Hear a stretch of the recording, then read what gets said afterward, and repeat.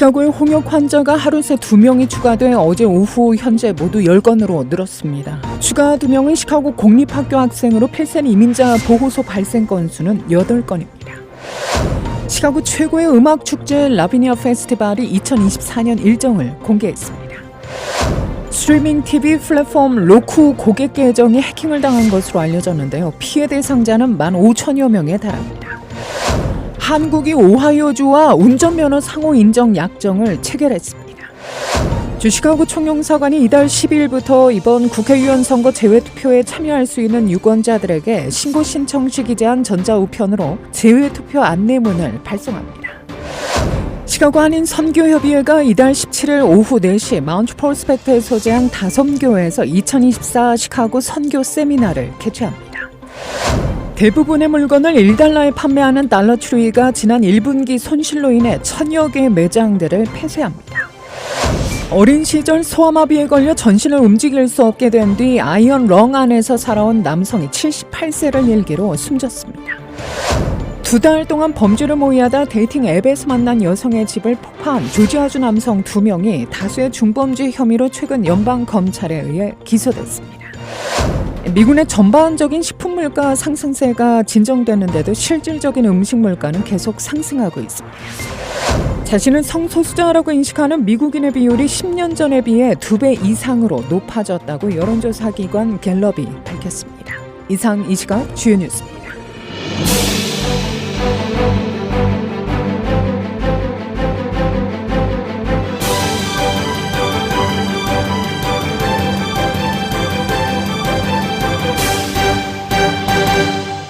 시카고 홍역 환자가 하루 새 2명이 추가돼 어제 오후 현재 모두 10건으로 늘었습니다. 추가 2명은 시카고 공립학교 학생으로 필센 이민자 보호소 발생 건수는 8건입니다. 시카고 공중보건국에 따르면 이날 모두 10건의 홍역 확진 사례가 확인됐는데요. 8명은 할스테드 에비뉴에 있는 필센 이민자 보호소에서 발생했습니다. 지난주 목요일부터 시 전역에서 총 10건의 사례가 확인됐고 2건은 신규 입국자와 무관합니다. 확진자 중 2명은 시카고 공립학교 학생으로 알려졌는데요. 이들은 필립 아머 초등학교와 쿠퍼 듀얼 랭귀지 초등학교에 재학 중입니다. 보건당국은 해당 학교 학생과 그 가족은 홍역 노출 가능성을 염두에 두고 증상을 숙지해 감염 여부를 주시해야 한다고 강조했는데요. 시카고 이민자 보호소에서 더 많은 사례가 확인되면서 시와 주정부는 홍역 발병을 막기 위해 노력 중입니다. 주말 이후 필센 보호소에서는 약 900건의 홍역 풍진 예방접종이 실시됐는데요. 보건당국은 홍역에 노출된 가족, 특히 예방접종을 받을 수 없는 임산부와 아기를 보호소에서 이름을 공개하지 않은 호텔로 옮기고 있습니다. 보건당국 관계자는 바이러스가 이주민들과 함께 도착한 것이 아니라 이미 도시에 퍼져 있었다며 망명 신청자와 전혀 관련 없는 사례가 적어도 1건 이상 발생했다는 점에 유의해야 한다고 말했습니다. 시카고 최고의 음악 축제 라비니아 페스티벌이 2024년 일정을 공개했는데요. 주최 측은 올해는 오는 6월부터 9월까지 총 100회 이상의 공연을 진행한다고 밝힙니다. 60명 이상의 아티스트가 참여할 예정입니다. 새롭게 포함된 벤 플랫, 바이올런트 페임스, 빅보이, 아벨 살라초, 갈렉 스트롬, 사마라 조이를 포함해 제임스 테일러와 트롬본 쇼티, 누라 존스, 루스 로보스, 더 비치 보이스, 조프리 발레 등이 복귀합니다. 티켓은 4월 24일부터 판매될 예정입니다. 스트리밍 TV 플랫폼 로쿠 고객 계정이 해킹을 당한 것으로 알려졌는데요. 피해 대상자는 15,000여 명에 달합니다. 로쿠는 최근 해커들이 15,000개 이상의 로쿠 계정과 저장된 신용카드 정보에 접속했다며 다만 해당 계정의 사회보장번호, 전체 계좌번호 또는 생년월일은 유출되지 않았다고 말했습니다. 로쿠는 지난주 고객에게 보낸 통지문에서 해커가 로그인 정보를 입수하고 제한된 범위 안에서 스트리밍 구독을 구매하려고 시도했다고 밝혔는데요. 회사는 승인되지 않은 구매를 취소하고 환불하기 위해 노력하고 있다고 덧붙입니다. 회사 측 개인정보 침해 공고에 따르면 침해 사건은 지난해 12월부터 올해 2월 중순 사이에 발생했습니다. 회사는 해당 침해가 1월 4일 처음 감지됐다고 설명했는데요. 계정 해킹에 따라 일단 회사는 비밀번호 변경을 강력히 권장합니다. 또한 구독 및 로쿠 계정에 연결된 장치를 살펴보는 것도 필요한 조치입니다. 아울러 비정상적인 접속이 있는지 확인할 필요도 있습니다. 한국이 오하이오주와 운전면허 상호 인정 약정을 체결했다고 밝혔습니다. 이에 따라 합법적인 미국 체류 자격을 갖추고 오하이오주에 거주하는 사람 가운데 한국 운전면허를 보유한 사람은 별도 시험 없이 오하이오주 운전면허로 교환 발급할 수 있게 됐는데요. 마찬가지로 한국에 합법적으로 체류하며 외국인 등록을 마치고 오하이오주 운전면허증을 소지한 이들도 별도 필기 및 기능 시험을 거치지 않고 적성 검사만 받으면 한국 운전면허증을 취득할 수 있습니다. 이 같은 규정은 약정 체결 7일 후인 오는 20일부터 발효됩니다.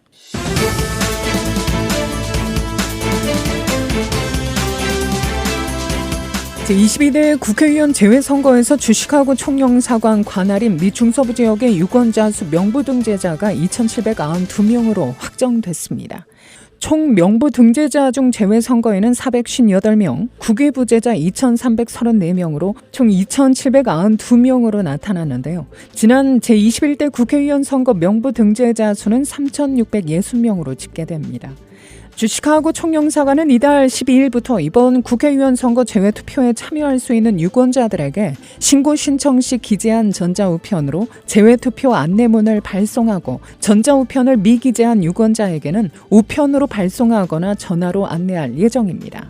한편 주시카고 총영사관은 관할 재외투표소를 포함해 전 세계에 설치된 재외투표소 어디서나 투표할 수 있다며 선거권이 있는 재외 국민들의 적극적인 투표 참여를 당부했는데요. 투표소는 총 4곳으로 하늘 종합복지관 북부사무소, 미시간주 디트로이트 미시간 한인문화회관, 인디애나주 인디애나폴리스 인디애나 한인회관, 미네소타주 센트폴 미네소타 한인회관입니다.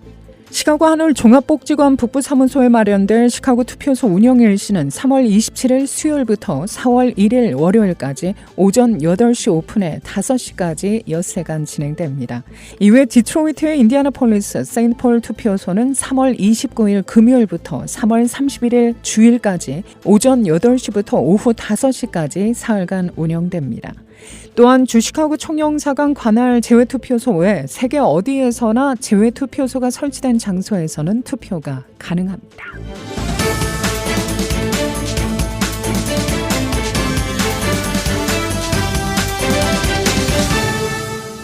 하원이 어제 중국 기업이 소유한 동영상 플랫폼 틱톡을 미국에서 사실상 금지하는 법안을 가결하자 추쇼우츠 틱톡 최고 경영자는 가능한 모든 법적 권한을 동원해 대응하겠다고 밝혔습니다. 추 CEO는 틱톡 이용자들에게 보낸 영상 메시지를 통해 해당 법안이 제정되면 미국에서 틱톡 금지로 이어지게 된다며 이같이 말했는데요. 추 CEO는 우리는 여러분을 위한 싸움과 지지를 멈추지 않겠다며 여러분과 함께 만든 이 놀라운 플랫폼을 보호하기 위해 법적인 권리 행사를 포함해 우리가 할 수 있는 모든 것을 계속할 것이라고 강조합니다. 그는 또한 틱톡 금지법은 크리에이터들과 영세 사업자들의 주머니에서 수십억 달러를 빼앗아갈 것이라며 이는 미국의 일자리 30만 개를 위험에 빠뜨리게 된다고 주장했는데요. 아울러 틱톡이 이용자들의 데이터를 안전하게 보호하고 또 외부 조작에 영향을 받지 않도록 하고자 투자해왔다며 틱톡 금지 법안이 통과되면 소수의 SNS 기업들에 더 큰 힘을 쥐어주게 된다고 밝힙니다. 이 법안이 상원을 통과해 시행에 들어가게 되면 틱톡의 모 회사 중국 기업 바이트댄스는 틱톡을 6개월 안에 매각해야 하며 매각에 실패할 경우 미국 내 앱스토어에서 유통이 금지됩니다. 틱톡은 젊은 층을 중심으로 전 세계적인 인기를 끌고 있는 짧은 동영상 공유 앱으로 미국에서만 약 1억 7천만 명이 사용하고 있는데요. 그러나 미 정부와 정치권은 틱톡의 모기업인 바이트댄스가 중국 정부의 예속도에 있어 미국 틱톡 사용자의 데이터가 중국 정부에 넘어갈 수 있다는 우려를 제기해왔습니다.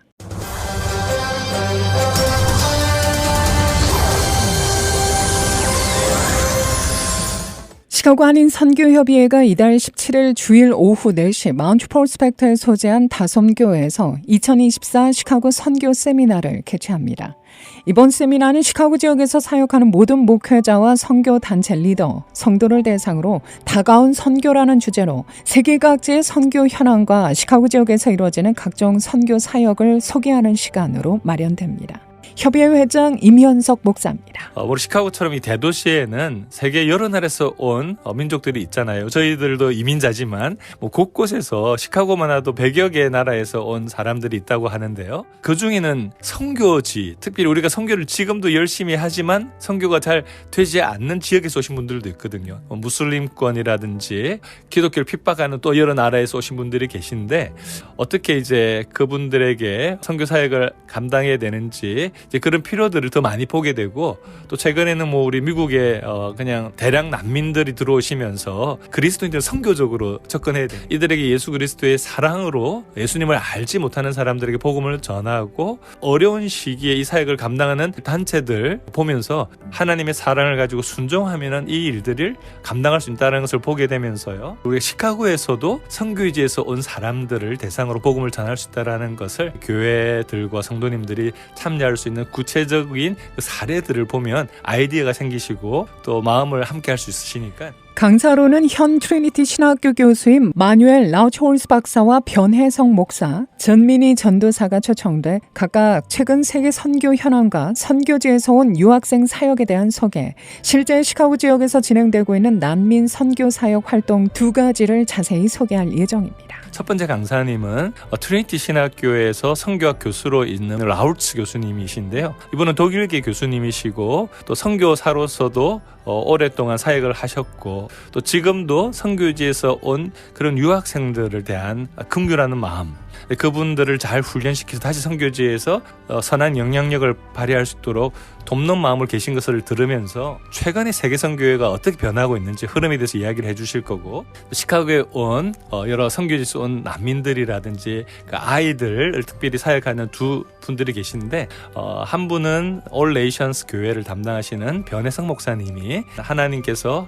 함께 하셔서 하고 있는 그 사역들을 사례 발표를 하실 거고요. 그래서 어떻게 하나님의 인도하심을 우리가 순종할 수 있는지 또 어떻게 구체적으로 섬길 수 있는지를 듣게 되면, 또 한 분은 트리니티 신학교에서 인터내셔널 스튜던트 디렉터로 있는 전민희 박사님이 이야기해 주실 텐데, 서버브에 있는 난민들이 주로 사시는 그 지역에 있는 그 아이들을 대상으로 주일학교 사역을 봉사하시는데 어린이들을 어떻게 그들에게 복음을 전하고 양육하는 이 사역을 시작하게 되는지 또 사례 발표를 이렇게 또 두 분이 해주실 예정입니다. 또한 임 목사는 이번 행사에 많은 성도들의 참여와 더불어 선교 지원을 위한 재정적 후원도 부탁했는데요. 후원 방법은 Pay to Coffee, 국제기아대책 미주 한인본부 앞으로 체크를 보내면 됩니다. 발송 주소는 선교협의회 855 North Sterling Avenue, 팔레타인 60067입니다. 관련한 보다 자세한 문의는 이메일 ckmc2012@gmail.com, 전화 773-706-2080이나 224-619-1546으로 하면 됩니다. 이번에 참여하는 교회들과 단체들이 구체적으로 이런 일들의 사역들을 잘 할 수 있는 예들을 더 많이 알리게 되고, 궁금해하시는 교회들과 단체들 또 개인들이 어떻게 참여할 수 있는지 그 방법들도 안내해드리는 팔로워, 물론 선교의 마음을 열게 되는 그 계기가 있으셔야 오실 것 같은데요. 근데 사실 우리 모든 그리스도인의 정체성은 복음을 듣고 복음을 전하라고 했던 주님의 명령을 받은 사람들이기 때문에, 그래서 특별히 이제 선교의 일들을 지금 하시려고 하는 교회나 목사님이나 또 선교 평신도 지도자들께서는 더 많이 도움이 되실 거라고 믿습니다. 한편 2024년 올해는 로잔 운동 40주년을 맞는 해로 로잔 세계 선교대회 관계자들이 대거 시카고를 찾게 되는데요. 이들은 세계 곳곳에 있는 다양한 이민자 교회의 선교적 역할에 대해 설명합니다. 한인 이민과 선교 역사를 소개할 수 있는 시간도 마련될 예정입니다. 6월달에 또 진짜 의미 있는 행사가 또 있거든요. 이렇게 로잔이라고 하는 세계 선교 대회가 있는데 그게 디아스포라 철치 무브먼트를 하시는 각 나라에 있는 이민교회 지도자들, 다른 민족의 지도자들이 한 20-30명이 이제 시카고에 그 로잔 관계된 분들이 오시게 되는데 그분들이 전략회의를 하고 저희가 시카고에서 우리 디아스포라 교회 중에 우리 한인 교회를 대표적인 교회로 생각해 주셔서 하루를 디아스포라 철치 나잇 중에 하나를 디아스포라 코리안 철치 나잇으로 6월달에 계획하고 있어요. 저희들도 우리 한인교회 이민 역사와 이민 선교 역사를 돌아보면서 저희들이 하나님 앞에 또 감사하면서 또 헌신을 다짐하는 시간도 계획하고 있습니다.